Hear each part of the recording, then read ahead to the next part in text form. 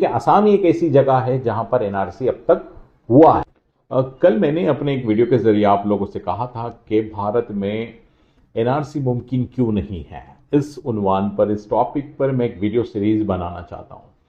इसकी वजह यह है कि कई लोग सीए के आने के बाद इस गुमान में रहते हैं कि कब एनआरसी आ जाएगा और कब उनको देश से बाहर कर दिया जाएगा या कब उनके डॉक्यूमेंट्स चेक करे जाएंगे।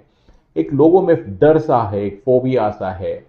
जबकि जो लोग मुझे जानते हैं वो बहुत अच्छे से जानते हैं कि मैं हमेशा, मेरा ये स्टैंड रहा कि भारत में चाहे हुकूमत किसी की भी हो, वो कभी भी भारत में एनआरसी लाने की कोशिश नहीं करेगा, क्योंकि ये नेक्स्ट टू इम्पॉसिबल है। चाहे रिसोर्सेस का इस्तेमाल हो, पैसों का इस्तेमाल हो या अल्टीमेट रिजल्ट्स हो, ये मुमकिन ही नहीं है कि भारत में एनआरसी हो और वो कामयाब हो या उसको इम्प्लीमेंट किया जाए।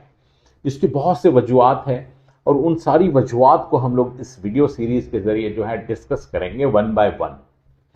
और जैसा मैंने कहा कि मुझे ऐसा लगता है कि एनआरसी मुमकिन नहीं है। मुझे ये गुमान है कि अल्लाह की ज़ात से कि जब ये वीडियो सीरीज आप मुकम्मल देखेंगे तो आपको भी लगेगा कि हाँ, हमें भी अब ये लगता है कि भारत में एनआरसी मुमकिन नहीं है। मैं ऐसा क्यों कह रहा है, हम उसकी शुरुआत करते हैं ऐसा आसाम की एनआरसी से। असम में असम जो है एक वाहिद स्टेट है जहां पर एनआरसी इससे पहले हो चुका है। इससे पहले मतलब 2019 में ये हुआ है।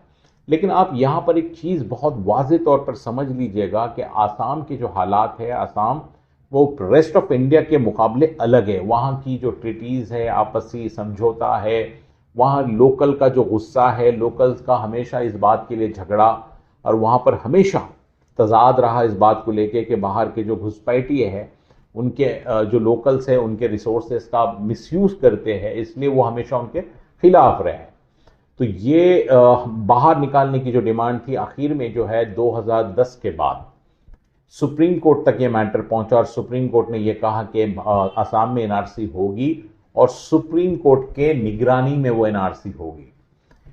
तो असम की एनआरसी की जो शुरुआत है वो 2013 में ऑफिशियली शुरुआत हुई है और असम की जो एनआरसी चली है वो तकरीबन 6 साल चली है।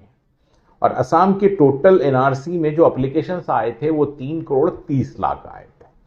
असम की हम लोग एनआरसी को खास करके एग्जाम्पल बनाकर मैं आपको समझाना चाहता हूं कि असम एनआरसी में क्या हुआ, कितना खर्च हुआ और भारत में बाकी क्या होगा और क्या हो सकता है।